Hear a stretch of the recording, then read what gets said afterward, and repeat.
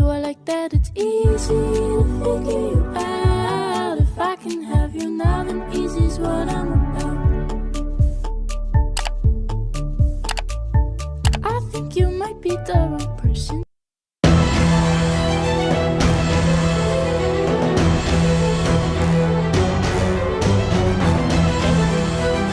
Halo.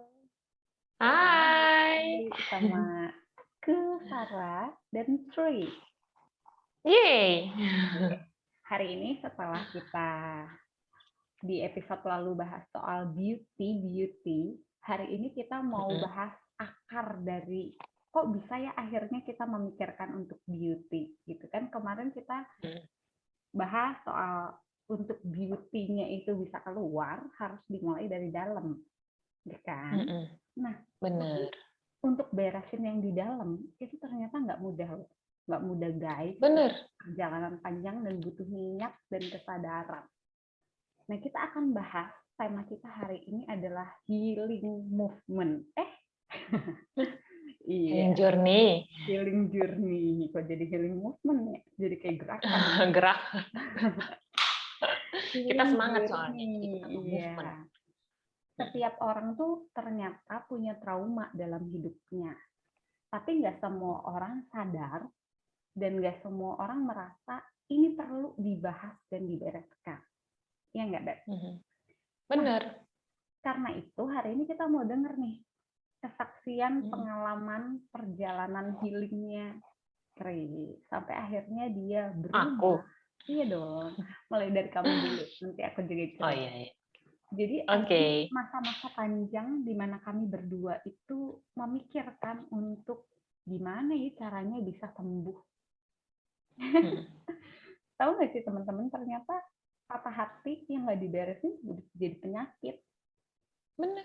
Kemarahan yang terus-menerus bisa jadi penyakit. Nah, kita mau dengar apa pergumulannya Tri yang buat dia sampai akhirnya memikirkan, oh kayaknya aku harus sembuh dan harus lewatin perjalanan ini.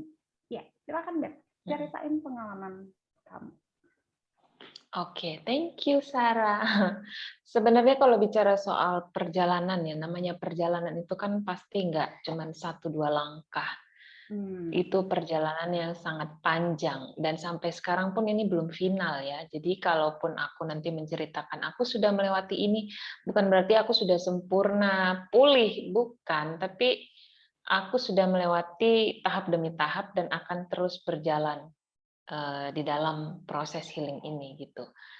Jadi kalau ditanya kapan mulainya misalnya gitu kan, gue mungkin bisa bilang proses healing gue tuh dimulai ketika gue masuk sekolah teologi kali ya, ke STTB. Jadi pas di sana itu baru gue mulai sadar bahwa ada yang nggak beres dari diri gue. Karena pikir gue kan kalau gue masuk ke sana itu harusnya gue udah, maksudnya gue bisa menjadi lebih baik lah gitu kan. Gue bisa, apalagi gue udah menyerahkan diri nih untuk menjadi alat Tuhan begitu. Jadi harusnya gue udah bisa oke lah kayak begitu. Cuman ternyata ketika di dalam perjalanannya gue menemukan bahwa justru gue masuk ke sana, gue melihat diri gue semakin semakin jelas gitu loh, bahwa ada banyak hal yang harus dirombak dari diri gue, ada banyak hal yang bermasalah di dalam diri gue yang harus gue pulihkan kayak gitu. Dan disitulah gue mulai mengerti, mulai belajar, apalagi di kampus kan banyak materi-materi psikologi perkembangan, terus ada formasi spiritualitas juga. Jadi di situ memang walaupun gue nggak secara langsung gitu kan ya, biasanya kan kalau kayak masalah trauma-trauma atau masalah diri itu kan kita cari konselor atau cari psikolog gitu kan.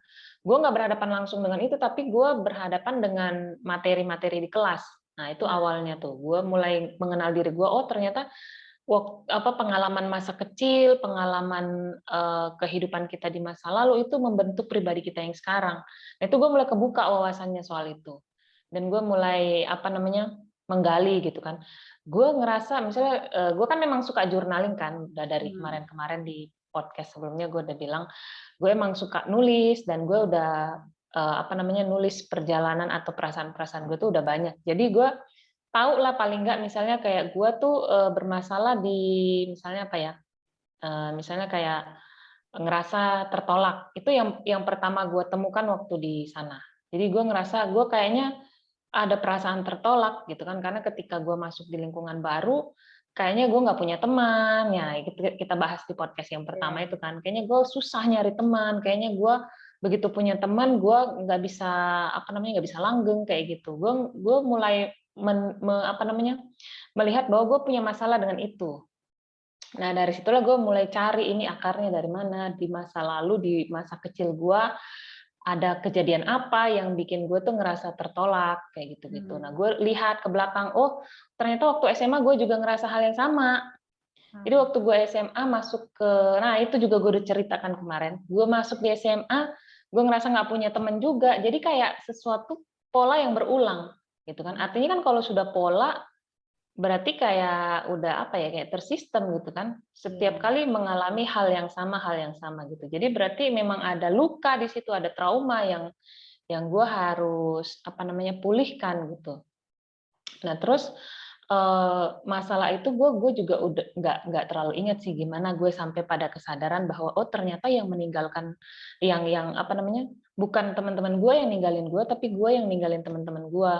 Bukan bukan gue yang ditolak, tapi gue yang menolak mereka duluan gitu. Jadi sebenarnya karena karena gue udah minder duluan, gue udah takut duluan kalau gue nggak diterima, akhirnya gue lebih baik mundur duluan gitu.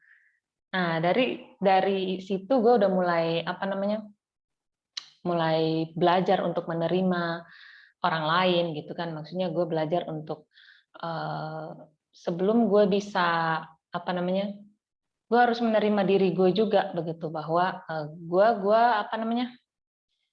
bukan gue juga layak untuk berteman, gue layak untuk membangun hubungan dengan orang lain, gue layak untuk diterima kayak gitu-gitu. Baru gue kemudian membuka diri untuk menerima orang lain, bahwa oh gue gue mau masuk kembali ke komunitas. Jadi kan dulu sempat tuh waktu di SCTB di kampus ada berapa semester gue nggak mau ikut persekutuan angkatan, nggak mau ikut gue pokoknya nggak terlibat lah. Gue menarik diri. Habis itu begitu gue udah mulai sadar, gue masuk lagi kembali, gue mulai ikut melibatkan diri. Jadi yang kayak waktu itu gue ikut lagi project-project kita lah, kayak gue jadi kemarin gue sempat pegang jabatan juga kayaknya waktu di angkatan kita pas sama Denny sama si Iman. Nah, gue mulai gue beri diri gue juga untuk jadi pengurus angkatan. Gue teman-teman gue yang gue tinggalin terus gue datang lagi ke mereka kayak gitu-gitu. Nah, itu satu stage. Nah, masuk ke ke ini lagi yang baru ada lagi. Jadi setiap kali ada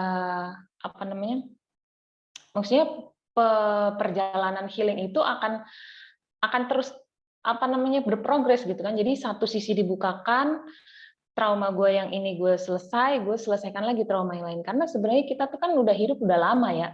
Umur gue udah 29 nih. Lu udah berapa? 27?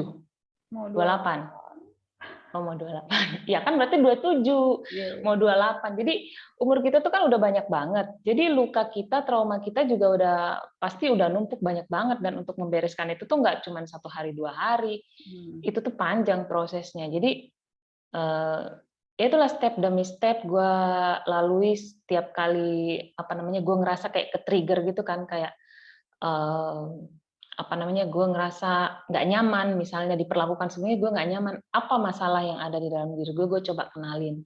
Nah sampai kemudian yang terbaru nih, perjalanan terjauh ini nih ya, di dalam proses healing yang terbaru kemarin ini, gue sempat habis ngelahirin itu kan memang hormon hormon kita kan jadi naik turun gitu kan, dan gue sempat baby blues juga kayaknya sebenarnya tuh waktu itu, dan gue juga kayaknya sih udah depresi deh gue itu sebenarnya. Cuman karena nggak tahu lah, gue dapat kekuatan dari Tuhan lah itu ya.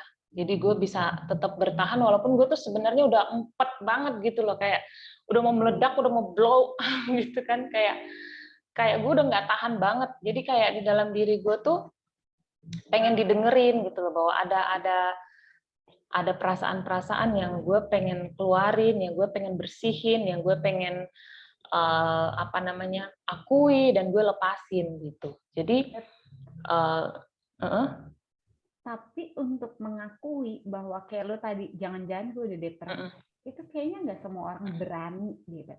Maksudnya iya benar, kita tertekan, tapi kita tuh nggak berani mengakui bahwa iya. Seberapa penting pengakuan itu buat lo, Beb? Maksudnya mengaku bahwa iya nih kayaknya gue butuh pertolongan, iya nih kayaknya gue butuh bantuan orang gitu ya. Kayaknya gue udah. Itu penting banget sih. Apa yang buat lo kepentok? Ya bukan kepentok ya, sampai akhirnya menyadari bahwa waduh gue nggak bisa kalau usaha gue doang gitu. Maksudnya betul kita punya Tuhan, tapi terkadang kita butuh rekan seperjalanan. Benar gak sih? Setuju nggak sama istilah ini? Iya benar-benar. Jadi gitu. Iya karena kan tadi lu bilang kita butuh rekan seperjalanan, emang benar kan. Aduh, ini ayatnya mau keluar lagi nih. Jadi kan di pengkhotbah ya, kalau nggak salah ya, bilang kan, lebih baik berdua kalau satu jatuh, satu yang lainnya mengangkat. Iya, gue nggak hafal di ayatnya di mana, pokoknya ayatnya tiba-tiba muncul aja gitu. Berdua lebih baik daripada sendiri ya, kalau yang satu jatuh, yang satu mengangkat. Ya memang kita butuh teman, butuh partner. Kan itu gunanya gereja kan, supaya kita bisa bertumbuh sama-sama. Ya jadi kalau gua tadi kan lu tanya soal pengakuan ya. Pengakuan itu penting kalau menurut gua. Jadi maksudnya kalau kita nggak mengakui, kita nggak akan merasa butuh kan untuk ditolong oleh orang lain. Kita nggak akan merasa butuh untuk mencari seseorang untuk menemani kita dalam proses kita. Karena ya kita nggak ngaku kan. Kalau kita nggak ngaku gimana sih? Kita nggak ngerasa diri kita bermasalah, ya diam aja, kita nggak akan ngelakuin apa-apa. Makanya sangat penting untuk sebelum mengaku nih sebenarnya kita menyadari. Ya, jadi kita sadar bahwa ini ada yang bermasalah nih dari gue, ini ada yang perlu gue beresin deh. Baru ketika kita udah sadar, kita akui bahwa oh iya kayaknya memang gue nih depresi. Dan kalau gue depresi, gue nggak bisa nih kalau sendirian nih, gue butuh orang nih nemenin gue butuh orang untuk bantuin gue, paling nggak dengerin gue, atau paling nggak bantu gue untuk ngeluarin emosi gue. Maksudnya misalnya gue butuh seseorang yang bisa dengerin gue untuk ngeluarin isi hati gue kayak gitu kan.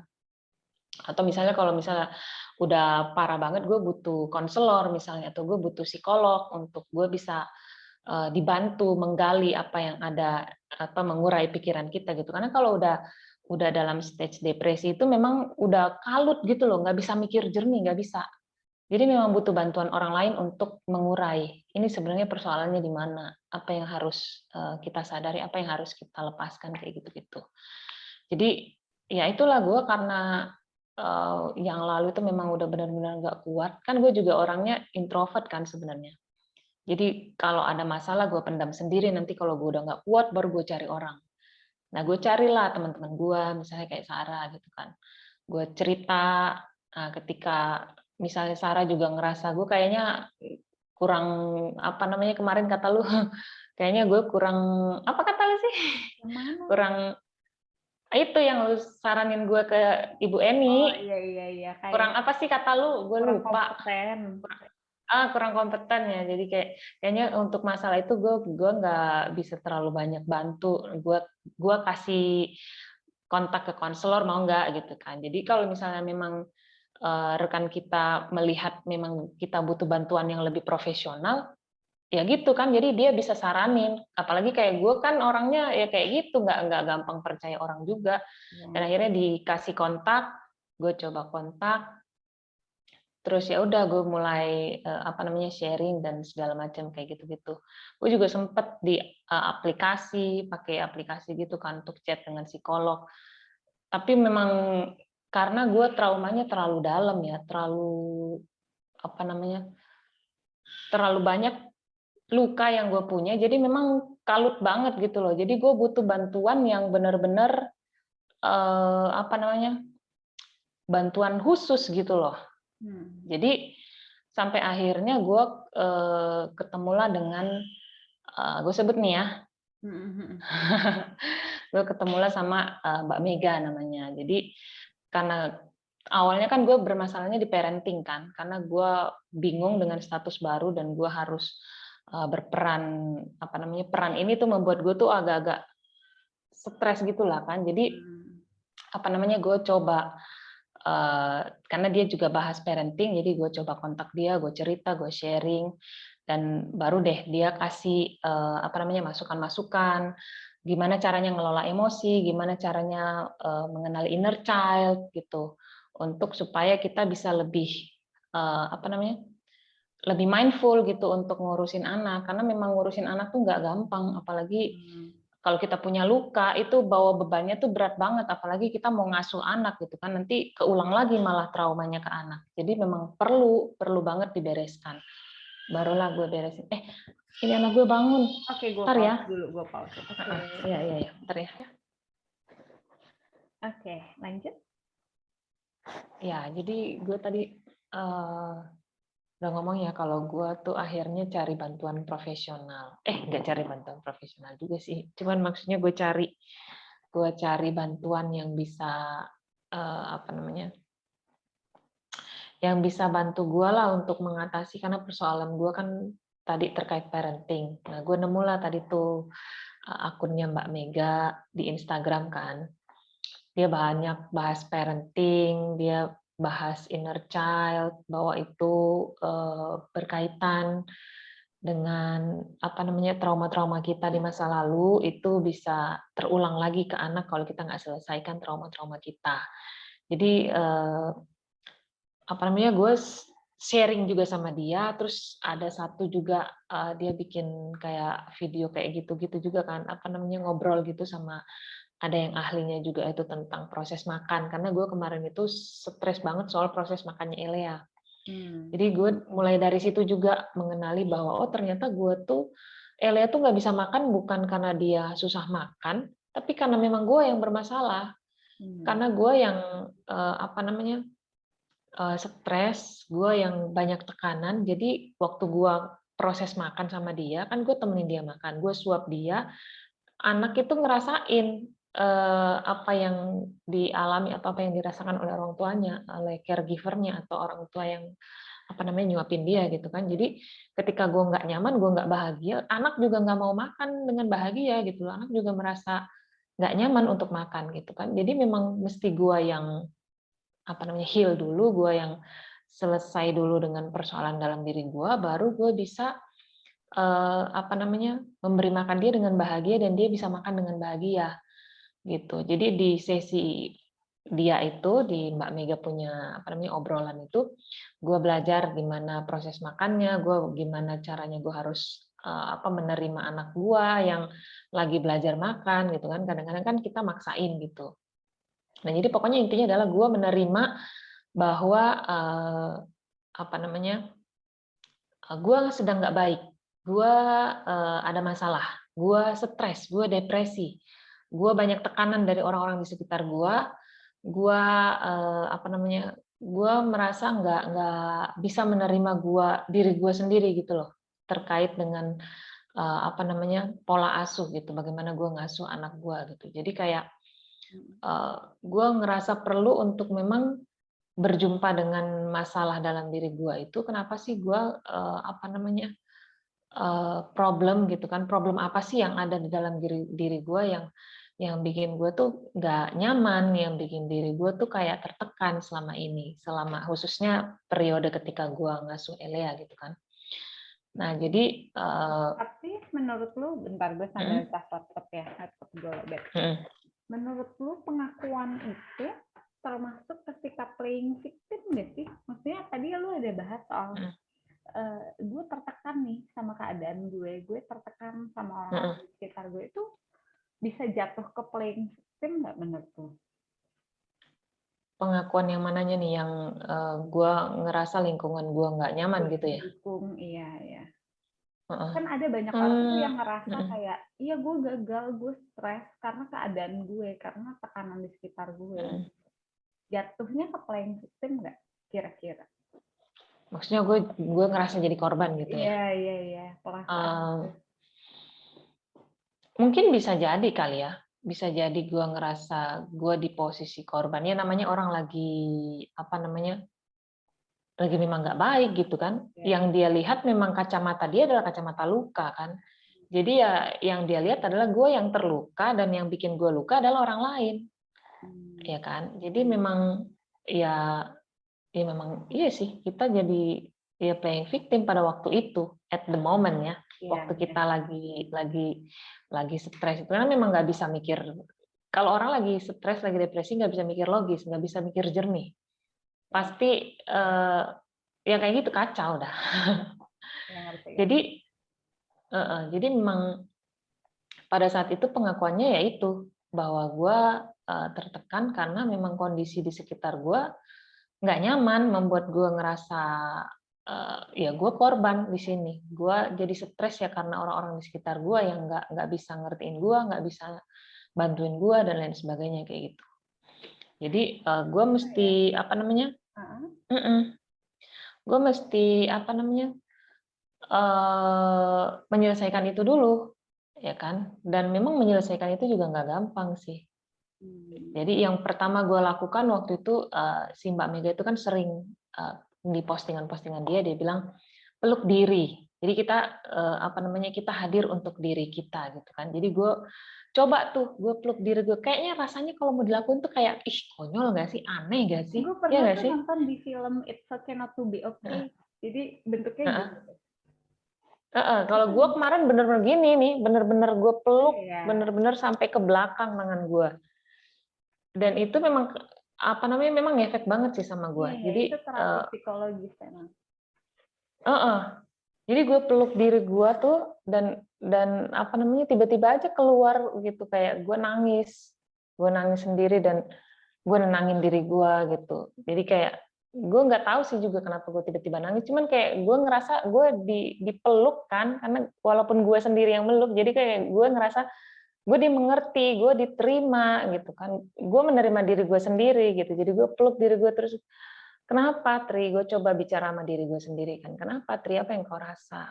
Kamu sedih ya? Jadi kayak Mbak Mega tuh selalu bilang kita perlakukan diri kita seperti kita perlakukan anak kita. Jadi kan kita kalau perlakukan anak kita kan kita pengen ngomongnya baik sama anak, kita pengen bisa ngertiin anak. Jadi sebelum kita bisa ngertiin anak tuh kita mesti ngertiin diri kita sendiri gitu kan. Jadi memang sangat berkaitan. Jadi gue cobalah gue ngertiin diri gue. Kenapa Tri? Kamu kenapa? Oh gue sedih. Kenapa sedih? Terus apa namanya gue ngerasa aku ngerasa apa namanya selama ini gue sering dianggap nggak baik gitu sama orang. Jadi gue ada label-label negatif yang dikenakan ke gue yang gue nggak terima gitu kan. Jadi waktu gue peluk diri gue tuh tiba-tiba aja gue ngomong gini, kamu anak yang baik. Nah pas gue ngomong kamu anak yang baik, gue makin meledak gitu kan nangisnya. Kamu anak yang baik. Nah gue baru sadar deh waktu gue ngomong kayak gitu, gue meledak nangis. Oh ternyata aku tuh sedih, dulu tuh aku sering dibilang anak nakal gitu. Jadi waktu aku kecil tuh orang-orang tuh sering nilai gue anak nakal gara-gara emang gue ya mungkin kalau dalam pandangan orang memang ini nakal gitu kayak aktif banget mungkin juga gitu kan. Terus apa namanya banyak lah tingkah namanya anak-anak gitu kan, banyak tingkah yang apa namanya nggak kontrol kayak gitu karena banyak eksplorasi kayak gitu.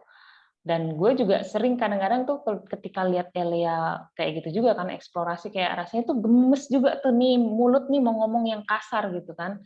Jadi kalau gue nggak sadar tuh bisa keluar lagi tuh omongan yang dulu gue denger, yang dulu dikenakan ke gue bisa ngomong lagi ke anak gue gitu kan. Jadi memang gue perlu sadar biar gue nggak ngulang. Berarti Gitu. lu Jadi setuju dong ya kalau ada istilah nih gue pernah dengar orang yang luka cenderung melukain orang lain. Jadi kalau ada iya orang betul. melukain kita tuh sebenarnya dia luka di situ gitu. Makanya dia ngelukain kayak gitu. Bener ya? Iya benar. Iya gue jadi ingat juga dulu pernah nulis di Instagram tuh bahwa gue sadar kalau gue nggak suka dikritik fisik gitu kan, tapi begitu gue ketemu orang kayak otomatis aja nih ngomong lu kenapa gendutan, lu kenapa kurusan, padahal gue dulu nggak suka digituin. Lucu kan, jadi kayak memang udah keprogram gitu loh di pikiran kita, jadi kayak suka nggak sadar tuh keluar. Nah makanya itulah kenapa kita penting sekali untuk hidup berkesadaran, bahasanya kan kita apa namanya menjalani kehidupan ya dengan sadar bahwa Apa yang baik, nah nih Alkitab lagi nih mau keluar nih, apa yang baik, apa yang benar, itu yang kita pikirin supaya yang keluar juga yang baik gitu kan. Iya benar. Iya. Ketika gue sadar penyebabnya, kenapa sih gue jadi nggak percaya, kenapa gue nggak merasa cukup, itu gue happy dan bisa tidur nyenyak. Perjalanan untuk sembuh itu yang aku belajar banget adalah mengakui. Apa yang tidak kita pegang nggak akan bisa kita lepas, harus dipegang dulu.